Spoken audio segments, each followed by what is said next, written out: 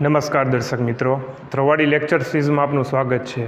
આજના આ વિડીયોની અંદર ડેટા સ્ટ્રક્ચરમાં સોર્ટિંગ ટેકનિક્સમાં આપણી નેક્સ્ટ ટેકનિક આવે છે સેલ સોર્ટ। સેલ સોર્ટ છે શું, કઈ રીતના કામ કરે છે, એનું એક્ઝામ્પલ, એનો અલ્ગોરિધમ આ વિડીયોની અંદર જોશું। તો આપણે વિડીયોને સ્ટાર્ટ કરીએ। હવે સેલ સોર્ટ છે એ બનાવવામાં શું કામ એવું, તમે જે આગળનો ટાઈપ જોઈએ ઇન્સર્શન સોર્ટને વ્યવસ્થિત રીતે ઇમ્પ્રૂવ કરવા માટે આ જે સોર્ટિંગ ટેકનિક્સ છે એ બનાવવામાં આવી। એટલે આપણે ફર્સ્ટ પોઈન્ટ જો લખેલો છે કે improve the efficiency of simple insertion sort. Simple insertion સોર્ટની ઇફિશિયન્સી સારી કરવા માટે આ ટાઈપ મૂક્યો સેલ સોર્ટ। સેકન્ડ પોઈન્ટ આવે છે, એનું બીજું નામ છે ડાયમેન્શનિંગ ઇન્ક્રીમેન્ટ સોર્ટ। આ એક ખાસ યાદ રાખજો, ગમે એ જગ્યાએ ક્યાંક પૂછી શકે તમને। એનું બીજું નામ છે ડાયમેન્શનિંગ ઇન્ક્રીમેન્ટ સોર્ટ। હવે થર્ડ પોઈન્ટ મેં લખ્યો છે ગેપ। હવે આનું જે કાઉન્ટિંગ છે, બરાબર, આ જે સેલ સોર્ટ છે એનું કાઉન્ટિંગ કરવા માટે માની લો કે મને 10 વેલ્યુ આપેલી છે અલગ અલગ, બરાબર, 20, 40, 90, 200, બરાબર, 4 વેલ્યુ મને માની લો કે આપણે ધારી લઈએ 20, 40, 90, 200। તો અમારી ટોટલ કેટલી 4 વેલ્યુ થઈ। તો આનો મારે એટલે મારો એન થશે ફોર, મારે ગેપ શોધવો હોય આનો, તો floor gap is equal to floor n divide by 2, એટલે મારો n છે 4 ડિવાઈડ બાય 2 એટલે 2 રહેશે। આની જરૂર શું કામ પડશે, તમને હું એક્ઝામ્પલ આગળ કરાવું છું તો તમને આ વસ્તુ 100% ક્લિયર થઈ જશે। પણ એક આ વસ્તુ ખાસ યાદ રાખજો, ફ્લોર n ડિવાઈડ બાય 2। હવે આપણે એનું એક એક્ઝામ્પલ જોઈએ। મેં એ વેલ્યુ લીધેલી છે 53, 52, 60, 100, 40 અને 50। હવે આ સેલ સોર્ટની મદદથી મારે કઈ રીતના સોલ્યુશન થશે, પહેલાં તો એનો ફાઇન્ડ કરવો પડશે gap. Gap is equal to floor n divide by 2। Total value કેટલી છે 1, 2, 3, 4, 5 ને 6, તો એ આવશે 6 ડિવાઈડ બાય 2 એટલે 3, બરાબર। એક 3 પહેલાં યાદ રાખજો, 3નો ગેપ કાઢવાનો છે। હું પહેલી વેલ્યુ લઉં આ, તો એના પછી થર્ડ વેલ્યુ કઈ થશે 1, 2 અને 3, બરાબર। તો પહેલું કમ્પેરિઝન આની સાથે થશે। પછી લઈશું 52, બરાબર, 52થી થર્ડ વેલ્યુ 1, 2 અને 3, બરાબર। પછી આવે છે 60, તો 60 પછી તો કે એની વેલ્યુ થશે તો કે આ, બરાબર। 3ના ગેપ કાઢ્યા આપણે। હવે આ જે પહેલી અને છેલ્લી વેલ્યુ છે, બરાબર, એમાં નાની વેલ્યુ કઈ છે તો કે 53 અને 100, તો એ એની જગ્યાએ રહેશે 53 અને 100, કારણ કે એમાં સ્વેપિંગ થાય એવું નથી। પછી આવે 52 અને 40, તો ભાઈ એમાં 40 છે એ નાની વેલ્યુ છે તો સ્વેપિંગ થઈ જશે, તો 40 આવી જશે એની જગ્યાએ અને ત્યારબાદ આવી જશે અહીંયા 52। પછી લાસ્ટ આવે છે 60 અને 15, 15 પાછળ છે, નાની વેલ્યુ છે, સ્વેપિંગ થાય એવું છે તો સ્વેપ કરી દેવાના, એટલે અહીં આવી જશે 15 અને 60। આ તો 3નો ગેપ થયો।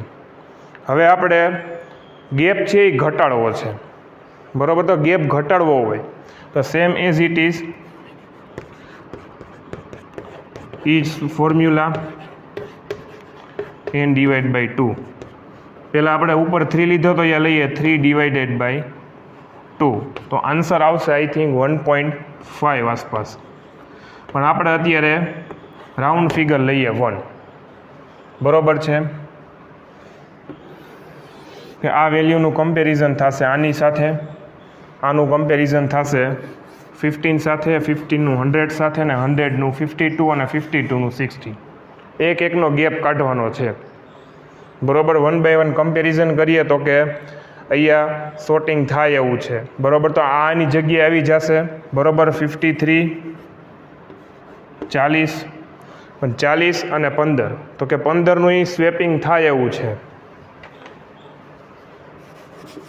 15 છે એ આવી જશે અને 40 પાછળ વયા જશે, પણ હજી તમે પાછો આગળ જોવો તો આગળ 15 ફીટ થાય એવું છે। તો એ રીતનું આખું કન્ટિન્યુઅસલી આપણે 15, બરાબર, પછી આપણે સ્વેપ કરીને ગયા તો કે 53 આપણે અહીંયા આવ્યા, બરાબર. તો 53 અને 100 તો કે એ એની જગ્યાએ રહેશે. 100 ને 50 તો 52 આવી જશે અહીંયા અને 100 જે ચાલ્યા જશે પાછળ. પછી આવે છે 16 અને 52. તો 16 અને 52માં છે એ સ્વેપિંગ થાય એવું છે. 15, 14, 53, 52 અને 100.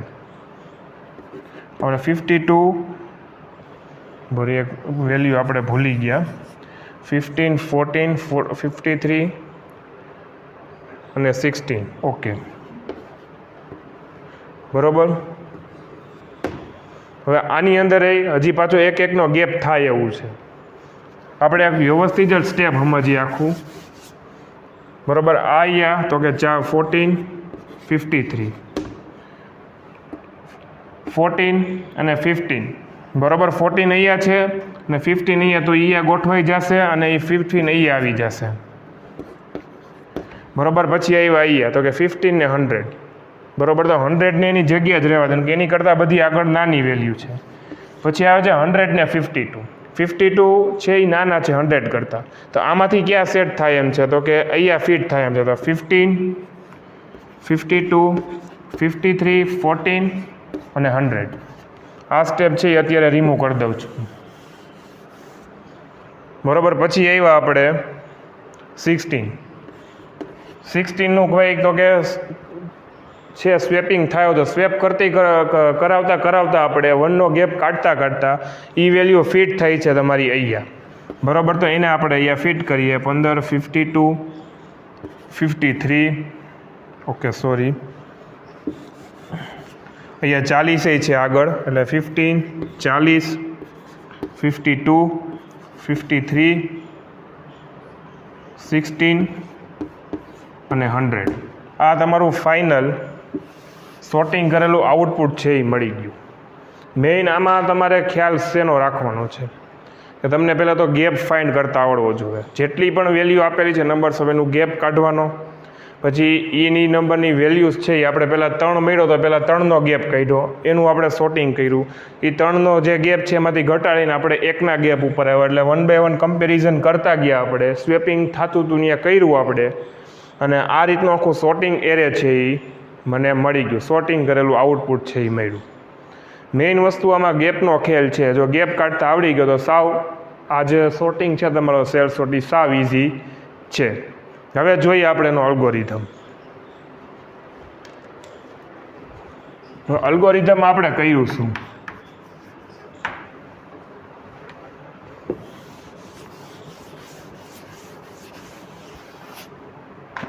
ફર્સ્ટ સ્ટેપ તો બધામાં એરે આવશે જ.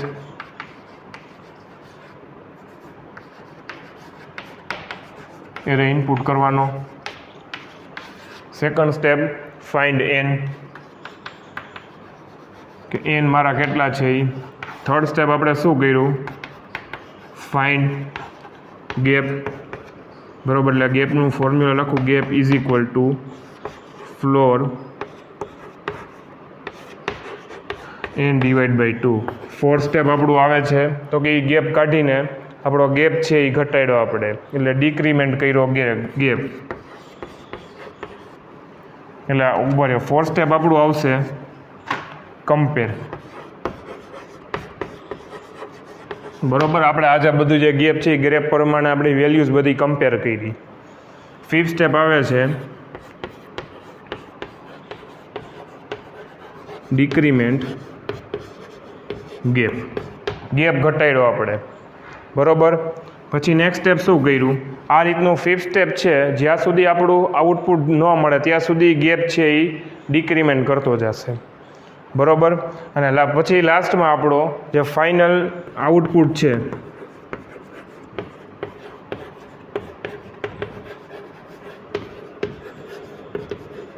એ આઉટપુટ છે એ આપણે સોર્ટિંગ કરેલું મળશે. જો તમને આ વિડીયો ગમ્યો હોય તો વિડીયોને લાઇક કરો, શેર કરો. ચેનલ પર નવા હો તો ચેનલને સબસ્ક્રાઈબ કરો. તમને કંઈ ક્વેરી કે કંઈ ક્વેશ્ચન્સ કે કંઈ ડાઉટ્સ હોય તમને કોમેન્ટ બોક્સમાં જણાવી શકો છો. Thank you. જય હિન્દ, જય ભારત, જય જય ગરવી ગુજરાત.